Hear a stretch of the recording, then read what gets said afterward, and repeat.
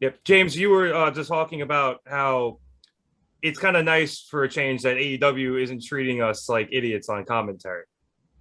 It's refreshing. It's really refreshing, and I know when I saw them, I knew, like, I saw their face, like I saw it in their face almost that it was them, and I know a bunch of people online felt the same way.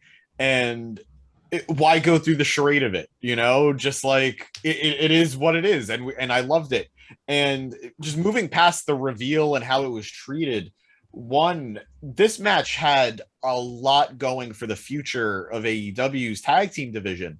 It's been reported that Tony Khan made a deal with AAA to feature the tag titles at least semi regularly on AEW television, and they're almost going to serve as a mid card tag team title, which is awesome if you ask me. I'd love to see more tag teams actually get a chance to shine. And if I'm not getting my goddamn trios title, I will take a second tag title. Yeah, I And like. Oh, sorry. Good. no, you're good. Go. What were you gonna say? I was gonna say I like this too. I think it is going to give a lot of other tag teams a chance to shine because you have not just teams like FTR, but you can even take guys like the Acclaimed or Varsity Blondes and give them these tag titles so that they have a title reign under their belt and they're on TV defending and stuff, as opposed to just them kind of meddling over on Dark and Elevation. Exactly. Go ahead, Danny. So I would, sorry, this just popped in my head because you said the acclaimed. I would love the acclaim to win the AAA titles and then show up and then rap in Spanish for their entrance. But I like the implications of this. I like what this means. I actually did not like the, I guess, the gimmick of the match.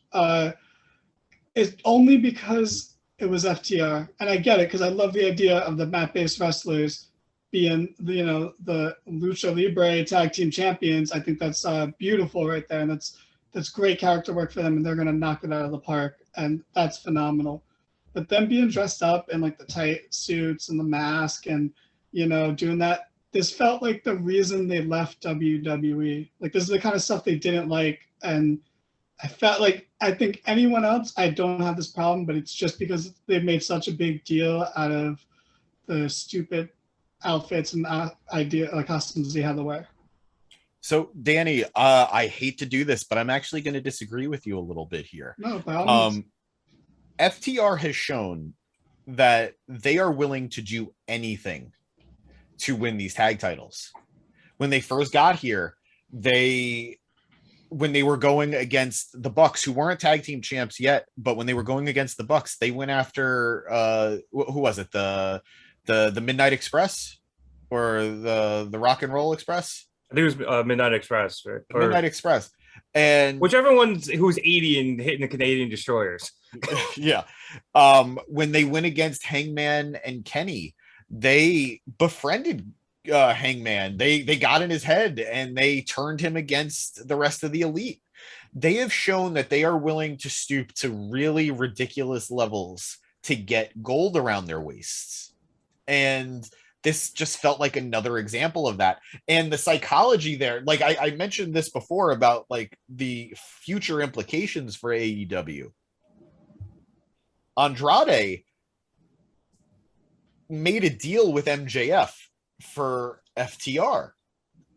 And beyond the fact that it showed that Andrade didn't actually have any friends to bring in to take them on, the Lucha Bros were expecting a Lucha team.